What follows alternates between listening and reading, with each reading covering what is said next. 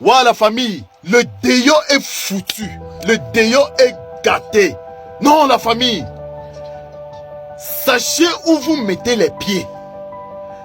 Surveillez vous-même. Surveillez vous-même votre vie. Le déo, ce n'est plus ce qu'on pense. La famille, cette vidéo que je m'apprête à vous faire regarder, écouter. La famille, vous allez la partager au maximum. Parce que un de votre partage garantit votre place devant le Seigneur. Oui, j'ai dit un de votre partage parce que vous aurez sauvé une vie. Une vie. Et c'est ce que le Seigneur Tout-Puissant demande. La famille, écoutez cette vidéo. Le déo est foutu. Le déo est... Écoutez. Sachez que ce vendredi. Parfait, ici, aujourd'hui, c'est une dénonciation assez particulière. C'est un jeune garçon de 20 ans qui dénonce une situation qui lui semble floue. Et il m'a téléphoné ce matin, il m'a envoyé beaucoup d'éléments il n'y a pas très longtemps pour que j'en parle. Il est coiffeur de profession.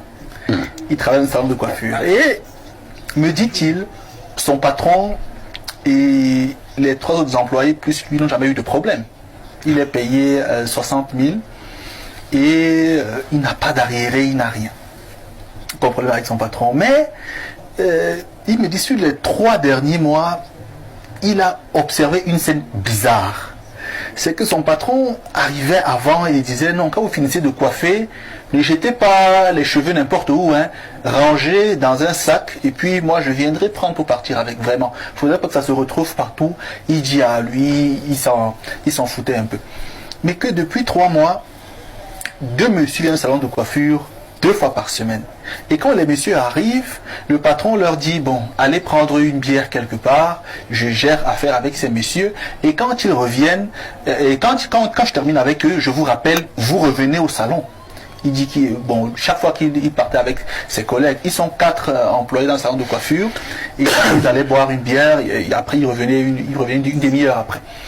Mais que, chaque fois qu'il rentrait au salon, il se surprenait de constater que les cheveux qui étaient emballés n'étaient pas là. Il se disait que bon, le patron a pris, l'a mis dans sa voiture. Et un jour, curieusement, il a dit, il va un peu savoir ce que ces gens se discutent souvent. Et là, il s'est mis non loin du salon dans un bosquet. Parce que la route était obscure.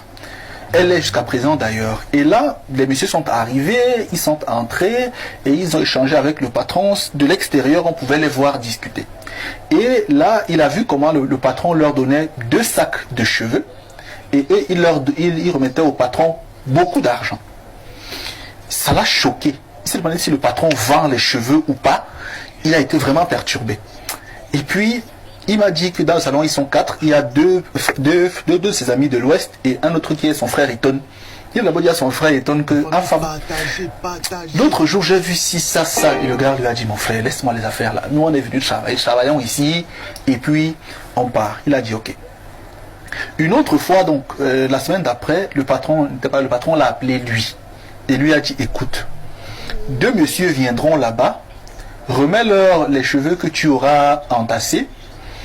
Ils vont venir m'apporter ces cheveux-là. Ils vont te remettre de l'argent, tu comptes et tu me dis le montant à l'issue. Il dit que... Je comprends pas. 2 messieurs vont venir là-bas, ils vont faire quoi? Ils vont prendre les cheveux... Et les messieurs vont remettre de l'argent ou non? Ils vont te remettre de l'argent. D'accord. Il dit, d'accord patron.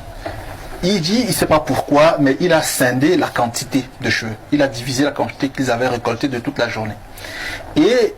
quand les messieurs sont arrivés, les messieurs ont demandé le paquet. Il leur a donné un plastique de cheveux, mais qui n'était pas plein. Et un monsieur a ouvert la plus petite taille et lui a dit non, on ne peut pas payer ce montant pour cette quantité. Il demande payer quoi? Il dit non, on doit vous remettre l'argent, mais la quantité, si elle est peu. Il dit non, il y a une autre quantité, hein. J'ai juste scindé pour que ça ne se verse pas. Il dit ok, apportez. Quand il apporte la seconde quantité, le monsieur dit voilà, ça correspond quand même au prix. À la somme. Là, on lui a remis 3,5 millions.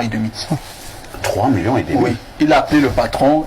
Devant eux, il dit, patron, je leur ai remis le paquet et ils m'ont remis 3 millions. Le patron dit, d'accord, garde cet argent. Je ne serai pas là aujourd'hui, mais je viens demain, dors au salon avec l'argent. Je viens demain, je récupère. Et quand le patron vient demain, le patron a pris l'argent, il n'y avait pas de souci. Il leur a donné quelque chose pour boire une bière et il est reparti. Il dit que lui, il est jeune et il a peur parce qu'il a environ 20-21 ans. Il a peur. Voilà, la famille, vous avez écouté la vidéo. La famille, partagez au maximum la famille.